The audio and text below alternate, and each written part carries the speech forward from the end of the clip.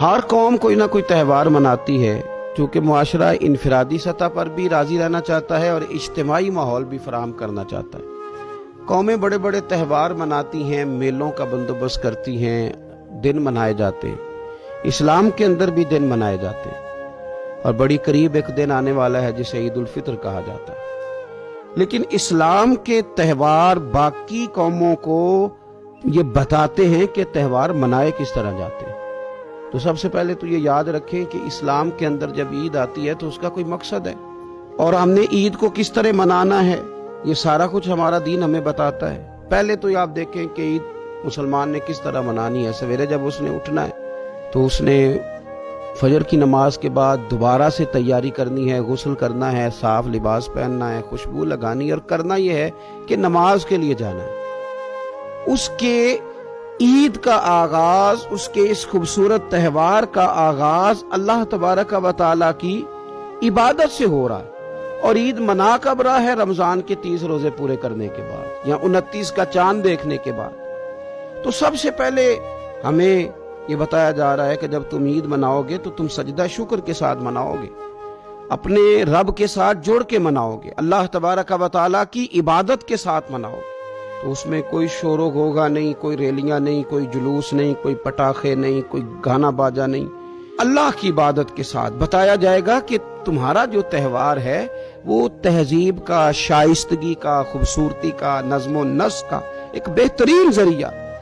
تم بڑے راضی جب ہوگے تو پھر بھی تم اپنا ساری جھکاؤ گے رب کی بارگاہ میں، پھر بھی تم یہی کہو گے سبحان ربی العظیم، پھر بھی تم یہی کہو گے سبحان ربی الاعلیٰ، پھر بھی تم اس کی بارگاہ میں جبین نیاز جھکاؤ گے۔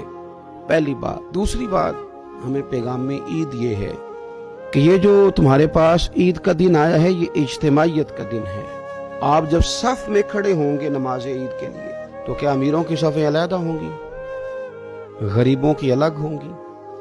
کیا پڑھے لکھوں کی الگ ہوں گی اور ان پڑھ لوگوں کی الگ ہوں گی؟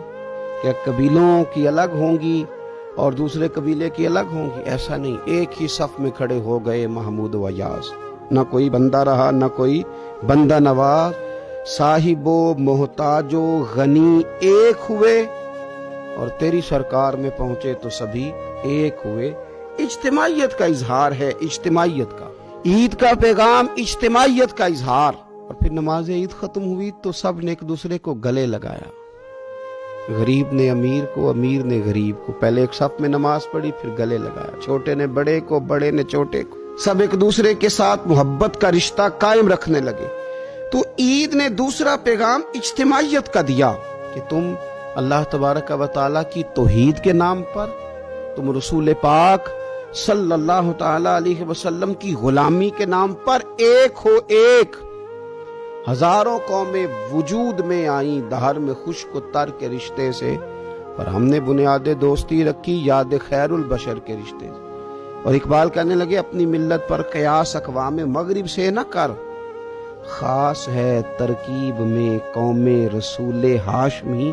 یہ جو نماز پڑھ رہے ہیں اور بعد میں گلے مل رہے ہیں، ان کا ایک ہی تعارف ہے کہ یہ رسول ہاشمی کی قوم ہے۔ یہ تعارف اجتماعیت کا درس، پیار کا درس، مساوات کا درس، چھوٹے بڑے کے فرق کو ختم کرنے کا درس، امیر غریب کی تفریق مٹانے کا درس، اس کا نام عید ہے۔